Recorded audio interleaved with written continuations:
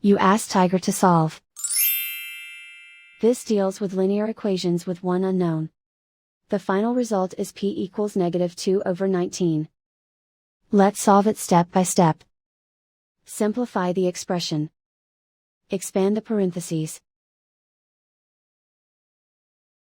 Multiply the coefficients. Simplify the arithmetic.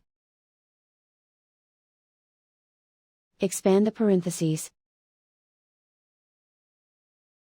Multiply the coefficients. Simplify the arithmetic. Group like terms. Combine like terms. Group all constants on the right side of the equation. Subtract 2 from both sides. Simplify the arithmetic.